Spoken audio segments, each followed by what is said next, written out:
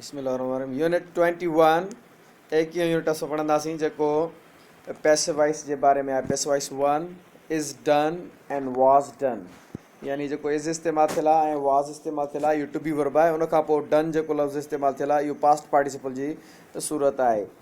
इन करे passive voice खे जेको असां पढ़ंदासीं सेक्शन ए आहे, इन में गौर कजो। सेक्शन ए में ऑफिस ॾेखारी वई आहे, इनखे ॾिसो। The office is cleaned every day. Office रोज़ साफ़ थींदी आहे। इज़ क्लीन्ड जेको आहे सो पैसिव वॉइस आहे इहा। त इन में जेको आहे सो ज़रूरी न आहे ॿुधाइण त बाय जेको आहे सो अचे। जीअं असां वटि हिते ग्रामर सेखारण जे तरीक़े में इहो आमतौर ते ॿुधाईंदो आहे त बाबा इज़ क्लीन्ड, एम क्लीन्ड ऐं आर क्लीन्ड वग़ैरह जेकॾहिं ईअं चवंदा आहिनि त बाबा अचे। उनखां पोइ वरी बाय अचे त पोइ पैसिव वॉइस आहे, न त पैसिव वॉइस न आहे। माना बि महदूद। सो इहा ॻाल्हि ई न आहे हिन जी। जीअं ॾिसोसि the office is cleaned every day. Office खे तव्हां गौर सां ॾिसो, ऑफिस रोज़ साफ़ु थींदी आहे, यानी रोज़ साफ़ु कई वेंदी आहे। कंहिंखां उहो हिते माना आम तौर ते इन माण्हू जे ॿुधाइण जी का बि ज़रूरत न हूंदी आहे अहिड़े क़िस्म जुमिले जी। यानी समवन, समबॉडी, ठीकु आहे। जेकॾहिं को बि साफ़ु कंदड़ हूंदो को बि करे सघे थो। बाय समवन, बाय समबॉडी कंहिंखां बि साफ़ु थी सघे थी। जंहिंखां साफ़ु थींदी आहे उहो उनखे जेकॾहिं साफ़ु करण जो उनजो नालो वठंदासीं, फलाणो उनखे साफ़ु कंदो आहे। समबॉडी क्लीन्स द ऑफिस, यानी उहो एक्टिव वॉइस थी वेंदो। त इन मां जेको द ऑफिस आहे इहो सब्जेक्ट आहे हिते, पर इहो कमु करे नथी ऑफिस पाण, पर इन ते कमु थिए थो, कयो थो वञे। उहो कहिड़ो कमु थो करे वञेसि? रोज़ानो, माना साफ़ु करण वारो। The office is cleaned every day. ऐं पास्ट टेंस में थींदो the office was cleaned yesterday. कल्ह बि ऑफिस सम्झो त साफ़ु थी। कल्ह ऑफिस साफ़ु कई वई, या कई वई हुई, या थी, या कल्ह थी आहे, या साफ़ु कई वई आहे, को फ़र्क़ु नथो पए। परफेक्ट टेंस या चऊंसि, या जेको आहे सो कहिड़ो बि टेंस चयूं, कई वई आहे और निशानियुनि ते न हलो त इहो परफेक्ट टेंस आहे। यानी यस्टरडे जेको पास्ट फिनिश्ड एक्शन आहे, इन सां हमेशह तव्हांखे इंग्लिश में जेको आहे सो पास्ट सिंपल टेंस इस्तेमालु करिणो आहे। हिते इहो पास्ट सिंपल टेंस आहे, पैसिव वॉइस में वॉज क्लीन्ड। इन करे इन जे लाइ भली तव्हां ईअं बि ट्रांसलेशन करे सघो था त ऑफिस कल्ह साफ़ु थी आहे, या कल्ह साफ़ु कई वई आहे, या कल्ह साफ़ु कई वई, या कल्ह साफ़ु कई वई हुई, या कल्ह साफ़ु थी। जेके बि मां जुमिला ॻाल्हाया आहिनि, इन्हनि सभिनी जुमिलनि जी जेका तव्हां वरी वरी मुतालो बार बार कंदव त सभिनी जो मक़सदु बिल्कुलु साॻियो ई साॻियो आहे। इन करे तव्हां इहा ट्रांसलेशन इन जी करे सघो था, को फ़र्क़ु नथो पए। जेकॾहिं सिंधीअ जो इहो अहिड़े क़िस्म जो जुमिलो अचे तव्हां उनजी ट्रांसलेशन इंग्लिश में हीअं कंदव जीअं बयानु थियल आहे इंग्लिश में हिते। कंपेयर एक्टिव एंड पैसिव, यानी active voice and passive voice. Active voice ऐं पैसिव वॉइस में छा थींदो आहे, उनजी तव्हांखे भेट ॾियो। हाणे हिते भेट कयो उनजी, ॾिसूं भेट आहे उन्हनि खे। जीअं ॾिसो somebody cleans the office every day, इहो एक्टिव में आहे। हिते सब्जेक्ट जेको आहे समबडी कमु करे थो, कहिड़ो? सफ़ाई करण जो। Somebody cleans the office every day, रोज़ माना को न को हिते जेको आहे सो अची करे ऑफिस साफ़ु करे वेंदो आहे। रोज़ को न को ऑफिस साफ़ु कंदो आहे, या रोज़ाना को न को साफ़ु ऑफिस करे थो। सो कंदो आहे या करे थो, इन ॿिन्ही जी माना ऐं मक़सदु साॻियो आहे। इन में थो था थी जे चकर ऐं निदो निदा निदी वारे चकर में ॿारनि खे न फासायो। इहा असांजी ॿोली आहे, असां जीअं वणेसि तीअं ॻाल्हायूं ऐं उन जो मक़सदु साॻियो ई हुजे, उन ते को फ़र्क़ु नथो पए। जीअं मां चवां रोज़ानो केरु न केरु ऑफिस साफ़ु कंदो आहे, या रोज़ानो केरु न केरु ऑफिस साफ़ु करे थो, इन ॿिन्ही में को बि फ़र्क़ु कोन्हे।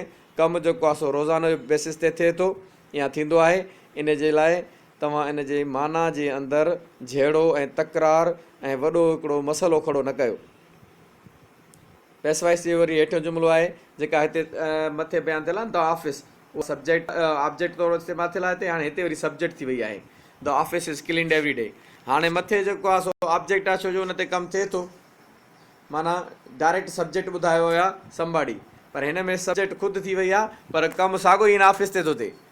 पर सब्जेक्ट हिते कमु करे नथो, यानी द ऑफिस हिते को कमु नथी करे, बल्कि इज़ क्लीन्ड माना सफ़ाई थींदी आहे, साफ़ु कई वेंदी आहे इहा ऑफिस ख़ुदि। इन करे इनखे पैसिव वॉइस चइबो। जॾहिं सब्जेक्ट को कमु करे त एक्टिव, जेकॾहिं सब्जेक्ट ते को कमु थिए त पैसिव। ईअं एक्टिव ऐं पैसिव जी सम्झाणी खे ईअं सम्झाइबो, बल्कि बाय वग़ैरह जो या हरूभरू जेको आहे सो माना महदूद करे उनजी सम्झाइण ॿारनि खे, इन्हनि खे सम्झो त तमामु मुश्किलात में विझणु आहे, जंहिंखां निकिरणु तमामु ॾुखियो हूंदो आहे। ऐं उहे ॿार महदूद थी वेंदा आहिनि थो था थी ते या जेको आहे सो मुख़्तलिफ़ क़िस्म जी जेका फॉर्मेशन सम्झाई वेंदी आहे ॿारनि खे। इन करे मुंहिंजी तव्हांखे सलाह आहे बराए महिरबानी अहिड़े क़िस्म जूं जेके बि ग्रामरदान आहियो अहिड़े क़िस्म जी ट्रांसलेशन ॿारनि खे न सेखारियो, उन्हनि जो मुस्तक़बिल तबाह थो थिए। तव्हां पाण सिखो ऐं सम्झो, महिरबानी करे जेको आहे सो इन्हनि शयुनि ते थोरो गौर कयो, गहराई में वञी करे ॼाण हासिलु कयो। इन्हनि लफ़्ज़नि ते न अचो, सिंधी ॿोली असांजी ॿोली आहे, असां थो चऊंसि या दो दा दी चऊंसि, छा बि चऊंसि, असांजो जेको मक़सदु क्लियर जे माना में सम्झाइण जो हूंदो उहा असां पाण ई सम्झी वठंदासीं। इन करे this office is cleaned every day, हीअ रोज़ु ऑफिस साफ़ थींदी आहे। ऐं somebody cleaned the office yesterday, कंहिं माण्हूअ कल्ह ऑफिस साफ़ कई या कई आहे, ठीकु आहे। इहो पास्ट सिंपल टेंस जो जुमिलो छो यस्टरडे फिनिश टाइम आहे, अॻे यूनिट में असां 20 में पढ़ी आया आहियूं, इहो एक्टिव वॉइस में आहे। ऐं हीउ जेको मथियों पढ़ियोसीं जुमिलो असां the office is cleaned every day, इहो पैसिव वॉइस में आहे, ठीकु आहे। इन ते पैसिव वॉइस में इन करे आहे जो ऑफिस ते को कमु थियो आहे सब्जेक्ट ते। हिते somebody cleaned the office yesterday, कंहिं कल्ह ऑफिस साफ़ कई आहे, ठीकु आहे, या कल्ह कंहिं ऑफिस साफ़ कई या कई हुई। हाणे जेकॾहिं असां कई चवंदासीं त इहो हिते असांजा ग्रामर सां चवंदा पास्ट सिंपल टेंस जो जुमिलो आहे। जेकॾहिं चवंदासीं कई हुई त चवंदा वरी पास्ट परफेक्ट आहे। अजीब माण्हुनि खे फासायो वियो आहे इन लफ़्ज़नि में, अजीब क़िस्म जी जेको आहे सो माना ग्रामर सेखारे थो वञे। सेखारियो अंग्रेज़ी ग्रामर था ॿारनि खे, ऐं ओॾां वरी सिंधी जी कंस्ट्रक्शन खे जेको आहे सो फॉलो था कयो। तव्हां अहिड़े क़िस्म जी जेकॾहिं कंदो त पोइ त तव्हांजो सॼो ग्रामर जो जेको आहे सो डही पवंदो। हाणे जीअं ॾिसो हीउ जुमिलो आहे यस्टरडे आहे, हिते इंग्लिश स्पीकर्स रुॻो पास्ट सिंपल टेंस इस्तेमालु करणी आहे हिनखे यस्टरडे सां। Somebody cleaned the office yesterday. हाणे जेकॾहिं मां सिंधी में हिन में चवां त कंहिं ऑफिस कल्ह वारो लफ़्ज़ इस्तेमालु कयो, माना कल्ह कंहिं ऑफिस साफ़ कई आहे, त प्रेज़ेंट में तव्हांजी फॉर्मेशन जे मुताबिक़ कई आहे, कयो आहे, कया आहिनि, त इहो तव्हां परफेक्ट सेखारींदा आहियो ॿारनि खे। ॿारनि खे परफेक्ट करे सेखारे थो वञे, बाबा कई आहे, कयो आहे, कया आहिनि, हाणे त परफेक्ट थी वियो। माना यस्टरडे वारे लफ़्ज़ सां इंग्लिश वारा कॾहिं बि इस्तेमालु न कंदा प्रेज़ेंट परफेक्ट टेंस। मथे यकीन यूनिट में पढ़ी आया आहियूं, तव्हां वराए हिन यूनिट खे ॿीहर ॾिसो तव्हां यूट्यूब ते बि या फेसबुक ते। So somebody cleaned the office yesterday, कंहिं माण्हूअ कल्ह ऑफिस साफ़ कई आहे या साफ़ करे वियो आहे या साफ़ कई या साफ़ कई हुई। इन में को फ़र्क़ु न, सभु जुमिला जेके ॻाल्हाइनि सभिनी जो मक़सदु साॻियो आहे त कल्ह ऑफिस साफ़ थी आहे। इन करे माना जे अंदरि इन में न अचो त हरू भरू जेको आहे कई आहे त माना परफेक्ट आहे, सो प्रेज़ेंट परफेक्ट आहे, ग़लति आहे इहा। परफेक्ट छाखे चइबो आहे प्रेज़ेंट परफेक्ट? इंग्लिश जे हवाले सां जेकॾहिं इहा ॻाल्हि था कयो त अंग्रेज़ी लहजे में सम्झाइणो पवंदो तव्हांखे त इंग्लिश स्पीकर्स वक़्तु परफेक्ट टेंस कीअं ठहंदो आहे। उन लाइ उहो यूनिट तव्हां 17 अरिड़ों इनखे परफेक्ट कंस्ट्रक्शन में तव्हां पोइ हिते यूट्यूब ते वञी करे वापसि ॾिसी सघो था। The office was cleaned yesterday, कल्ह ऑफिस साफ़ थी हुई, इहा पैसिव वॉइस आहे। कल्ह ऑफिस साफ़ थी आहे, ठीकु आहे न, इहा पैसिव वॉइस में हो। ऐं जेको आहे सो सब्जेक्ट जेको ऑफिस आहे हिन ते कमु थियो। The passive is construction. हाणे इंग्लिश जी ईअं आहे, माना अंग्रेज़नि वटि पैसिव छा हूंदो आहे, बी सेक्शन में पढ़ंदासीं त प्रेज़ेंट सिंपल टेंस में हूंदो आहे एम इज़ आर, इन जो हेल्पिंग वर्ब आहे पैसिव वॉइस जो। पोइ उन खां पोइ वरी पास्ट टेंस में हूंदो आहे साॻियो ई एम इज़ आर वाज़ वर थी पवंदो आहे, वाज़ वर, यानी इज़ ऐं एम जे पारां एम एस जे पारां वाज़ थींदी आहे, बाक़ी आर जे पारां वर इस्तेमालु थींदी आहे। इहो पास्ट टेंस में इस्तेमालु थी वेंदो आहे। उन खां पोइ जेको आहे सो मेन वर्ब छा आहे, पास्ट पार्टिसिपल वारी सूरत थींदी आहे। यानी असां वटि हिते जेका असां ग्रामरदान सेखारींदा आहिनि त 3 सूरत। मुंहिंजी सलाह इहा आहे त सूरतुनि जा नाला न वठो, पहिरीं सूरत, ॿी सूरत, टीं सूरत, चौथी सूरत, पंजी सूरत, छहीं सूरत, सतीं सूरत, अठीं सूरत। सूरतूं त तक़रीबन मां 8 ॾिठियूं आहिनि वर्ब्स जूं। हाणे इहे चवण त पहिरीं सूरत, ॿी सूरत, टीं सूरत, तव्हां माण्हू वेठा हुजो जेके साम्हूं 5 ॼणा वेठा हुजो, मां तव्हांखे चवां पहिरीं सूरत हीअ ॿुधाए, ॿी सूरत हीअ ॿुधाए, तव्हांखे ऑकवर्ड लॻंदो, अजीब क़िस्म जो लॻंदो। इन करे अहिड़े क़िस्म जा नाला ॿारनि खे न सेखारिया वञनि, न सम्झाया वञनि। उन्हनि जा नाला जीअं इंग्लिश स्पीकर्स ॿुधायो हिते, पास्ट पार्टिसिपल इन मेन वर्ब आहे ऐं उहा सूरत इन जे इस्तेमालु थींदी। त इन करे हिनखे पास्ट पार्टिसिपल चयो वञे, बजाए हुनजे जो 3 सूरत या थर्ड फॉरम अजाइब क़िस्म जा जेको आहे सो माना कंस्ट्रक्शन तव्हां सेखारियो था ॿारनि खे, ईअं ॿार सिखनि था। थर्ड फॉरम धारम न आहे, थर्ड फॉर्म कोन्हे, बल्कि हीअ आहे पास्ट पार्टिसिपल, ठीकु आहे। त हुन करे जेको आहे सो हाणे हिनखे असां इन इस्तेमालु जेको आहे सो सम्झूं था। हिते ॾिसूं the past participle of regular verb is ED, माना क्लीन्ड, डैमेज्ड। रेगुलर वर्ब्स थींदा आहिनि बाक़ाइदे फेल, क़ाइदे कानून वारा फेल थींदा आहिनि। जंहिंजी पास्ट टेंस ऐं पास्ट पार्टिसिपल वारी सूरत। मां लफ़्ज़ चवां थो पास्ट टेंस ऐं पास्ट पार्टिसिपल, इन्हनि लफ़्ज़नि ते गौर कयो, जंहिंखे हिते सिंधीअ में असां वारा जेके ग्रामरदान ॿी टी सूरत चवंदा आहिनि। पास्ट टेंस खे ॿी सूरत, पास्ट पार्टिसिपल खे टी सूरत चवंदा आहिनि। सो इन जी जेका पास्ट टेंस ऐं पास्ट पार्टिसिपल थींदी आहे न रेगुलर वर्ब जी, उन जी पछाड़ीअ में ईडी जो इज़ाफ़ो कबो आहे। ठीकु आहे। सो जीअं ॾिसो क्लीन आहे त ईडी इज़ाफ़ो थियल अथसि, क्लीन्ड। डैमेज त इन जो पास्ट टेंस जे अंदरि डी जो इज़ाफ़ो थियल आहे, छो जो डैमेज में DAMAGE अॻ में मौजूदु हुई, हाणे डी लॻसि। सो इज़ाफ़ो डी या ईडी जो कयो वेंदो। जॾहिं ई मौजूदु हूंदी सिर्फ़ु डी जो इज़ाफ़ो करे छॾींदासीं, एटसेट्रा वग़ैरह वग़ैरह। So for a list of irregular past participles, वरी तव्हां जेकॾहिं बेक़ाइदगीअ सां जेके ठाहिया वेंदा आहिनि पास्ट पार्टिसिपल्स वारी सूरतूं, सिंधी तव्हां वारीअ में टी जेका फेल जी सूरत उहा कहिड़ी हूंदी आहे, जीअं डू जी हूंदी आहे डन, पास्ट पार्टिसिपल वारी सूरत, पास्ट टेंस में डिड थींदसि। ऐं बिल्ट इहा बिल्ड जी पास्ट पार्टिसिपल आहे। ऐं टेकन इहा टेक वर्ब आहे, टू टेक इन जी पास्ट पार्टिसिपल आहे, एटसेट्रा वग़ैरह वग़ैरह। उन जी अपेंडिक्स किताब जेको आहे एसेंशियल इंग्लिश ग्रामर, उन जी अपेंडिक्स 2-3 में ॾिसंदो, पोयां हूंदी आहे अपेंडिक्स किताब जी। सो उन जे पेजिस ते वञी ॾिसी सघो था, उन जी बि तव्हांखे पोइ हली वीडियो हिकिड़ी ठाहे ॾेखारींदासीं। जुमिला पढ़ूं, इंट्रस्टिंग मीनिंग, दिलचस्पी सां माना कढिजो, सम्झिजो बि। Butter is made from milk, जेको मखण आहे उहो कंहिं मां ठहंदो आहे, कंहिं मां निकिरंदो आहे, खीर मां। मखण खीर मां निकिरंदो आहे, ठहंदो आहे, ठाहियो वेंदो आहे, ठहे थो। सिंधीअ में जेके बि मानाऊं कढियूं मूं सभु इन जी जुमिले जी माना butter is made from milk, माना मखण खीर मां ठहंदो आहे, खीर मां निकिरंदो आहे, खीर मां ठहे थो, निकिरे थो, जेके बि माना कढियोसि, जेका हिन जी मक़सदु कढे। ऑरेंजिस और इम्पोर्टेड इनटू ब्रिटेन, जेके नारंगियूं हूंदियूं आहिनि उहे बर्तानिया में इम्पोर्ट कयूं वेंदियूं आहिनि, दर आमद, यानी जेके शयूं जंहिं मुल्क में घुरायूं वञनि उन्हनि खे इम्पोर्ट चइबो आहे। सो पैसिवाइस में आर इम्पोर्टेड, इहो पैसिवाइस आहे। हिते नारंगियुनि ते कमु थिए थो, कहिड़ो, घुराइण वारो। नारंगियूं पाण को कमु नथियूं कनि। हिते बाय जो बि लफ़्ज़ तव्हां पैसिवाइस में कोन ॾिठो पए हिते, butter is made from milk by somebody. मखण खीर मां निकिरंदो आहे कंहिं माण्हूअ खां, लाज़िमी आहे माण्हू खां ई निकिरंदो न। सो ठाहियो वेंदो। हाणे ऑरेंजिस आर इम्पोर्टेड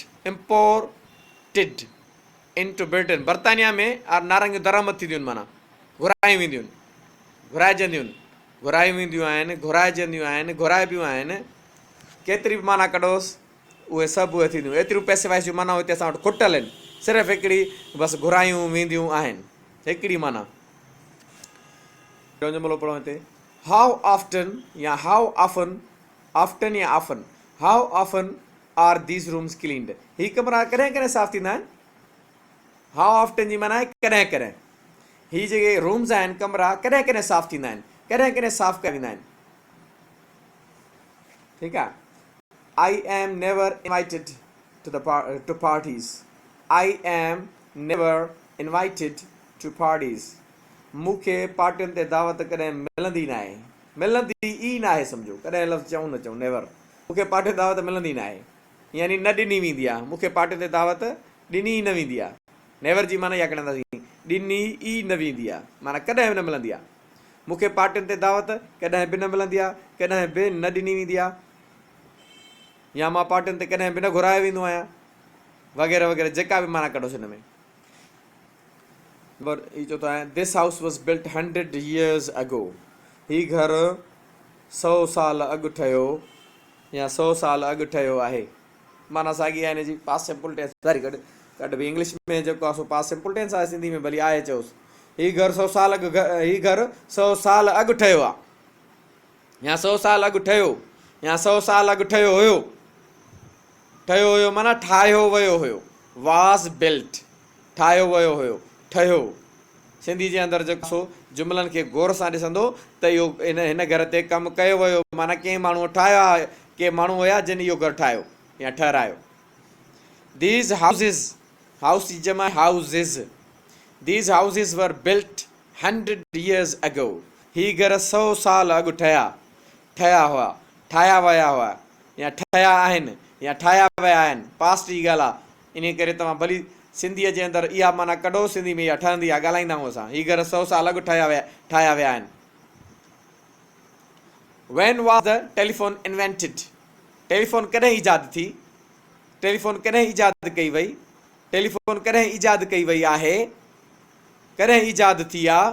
भली सिंधी में जेका माना कयोसि, सभिनी जे जेके जुमिला मां ॻाल्हायां थो, बिल्कुलु इहो ई मक़सदु अथसि जेको बयानु थियल आहे हिते इंग्लिश में। नंबर आहे जेको जुमिलो पढ़ंदासीं वी वारो। We weren't invited to the party last week. असां गुज़िरियल हफ़्ते पार्टीअ ते न घुराया वियासीं। असांखे गुज़िरियल हफ़्ते पार्टीअ ते दावत न मिली, न ॾिनी वई। असांखे गुज़िरियल हफ़्ते पार्टी ते दावत न मिली आहे, न ॾिनी वई आहे, वग़ैरह वग़ैरह। मानो तव्हां जेकियूं निकिरी अचनि तव्हां करे सघो था।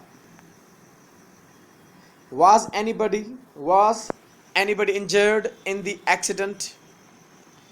In the accident, देखो ख़बर को हादसे में ज़ख्मी त न थियो, पैसिवाइज़ ई ॻाल्हि आहे। Was anybody injured in the accident? को हादसे में ज़ख्मी त न थियो। हाणे असांजी जेको आहे सिंधी ॿोली में सफ़ा सवली तरह सां माना थो कढां सिंधी मां।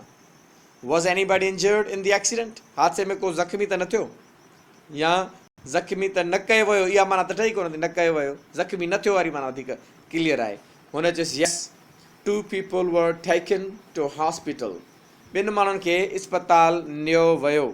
सिंधीअ में ईअं चवंदा आहियूं, नियो वियो माना खयो वियो।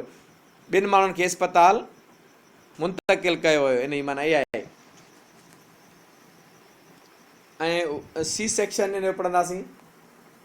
सी सेक्शन में आहे was या were born।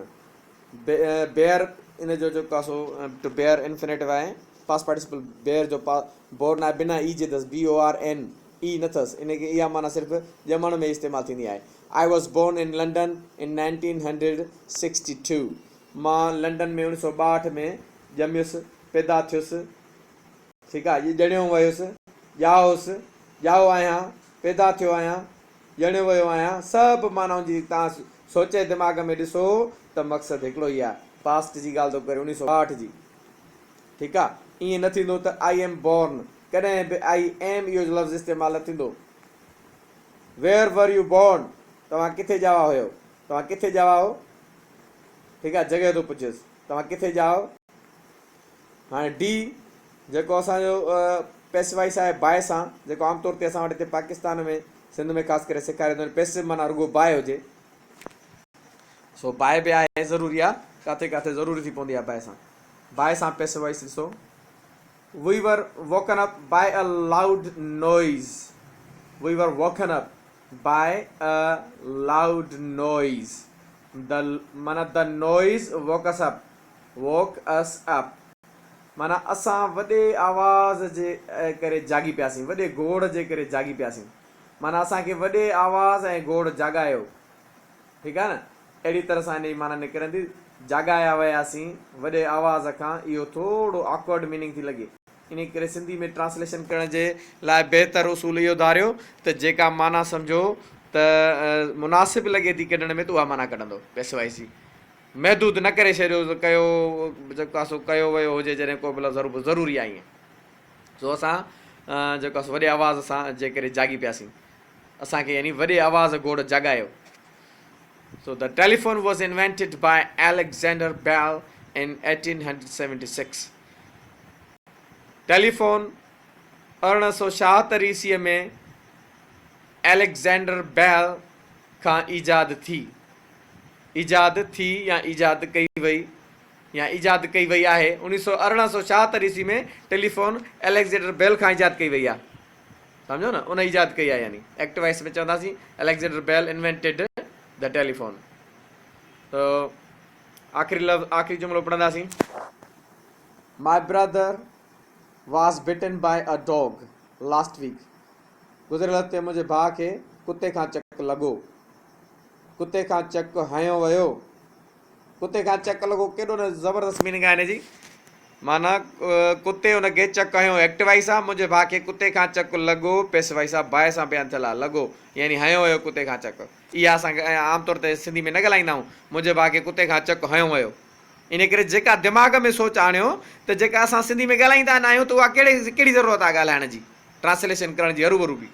इन करे हीअ केॾी ज़बरदस्त मीनिंग आहे। मुंहिंजे भाउ खे गुज़िरियल हफ़्ते कुते खां चक लॻो। एक्ट वाइस अञा हिन जॻह ते ॻाल्हाईंदा आहियूं त गुज़िरियल हफ़्ते मुंहिंजे भाउ खे कुते चक आयो, सम्झ न।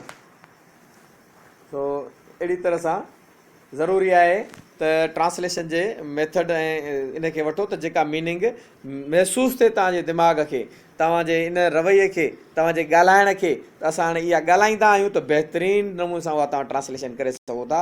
ऐं आज़ादी हूंदी ट्रांसलेशन में तव्हांखे करण जे लाइ, सख़्ती आज़ादी थो थी था ताईं महदूद करे छॾणु ऐं इहे निशानियूं जेके ॿुधाए करे शागिर्दनि खे सिर्फ़ु महदूद कयो हुया। इन्हनि खे त असां वटि ग्रामर सिखण में तमामु घणी ॾुखियाई थींदी आहे इंग्लिश में। इहे थो था थी वारे चकर खां वीचारा निकिरी न सघंदा आहिनि। चवंदा आहिनि त अजीब क़िस्म जो सर असांखे ग्रामर थो पढ़ाए, थो त निशानियूं हेॾे सेखारियूं न थिए असांखे, न इंग्लिश जूं न सिंधीअ जूं। इंग्लिश जूं त सेखारणु ज़रूरी आहिनि, बाक़ी सिंधीअ जी कहिड़ी ज़रूरत आहे सेखारण जी। त हिन में सिंधीअ जूं हीअ निशानियूं ॾियूं, पोइ शागिर्द जे अॻियां जेको बि जुमिलो ईंदो रुॻो हुन निशानियुनि खे ॾिसंदो, ठक त ट्रांसलेशन ओड़ी करे विझंदो। हिन में मां अञा उहा बहस ई नथो कयां हिते जेका करणी आहे। सो नॉर्मल वे सां हली अॻिते यूनिट जेके पढ़ंदासीं उन्हनि में सख़्ती सां जेको आहे सो इन्हनि ॻाल्हियुनि ते अमल थींदो। ऐं जेके वीडियोज़ प्रैक्टिकली मां तव्हांखे ॾेखारींदुसि, जेके ब्लैक बोर्ड या वाइट बोर्ड वग़ैरह ते तव्हांखे सेखारींदुसि, उन्हनि ते इनशाला ज़बरदस्त जेको आहे सो नमूने सां बहस बि कबी ऐं जेको आहे सो नॉलेज बि इनशाला शेयर कबी ऐं सख़्तीअ सां कबी। त अहिड़े क़िस्म जे जेका फ़र्सूदा ऐं पुराणे निज़ाम जे मुताबिक़ इंग्लिश जेका सेखारी थी वञे, इनखे कीअं ख़तमु करिणो आहे ऐं शागिर्दनि जी ज़हन खे आज़ादु कीअं करिणो आहे, इन्हनि जेको आहे सो फ़र्सूदा ॻाल्हियुनि खां।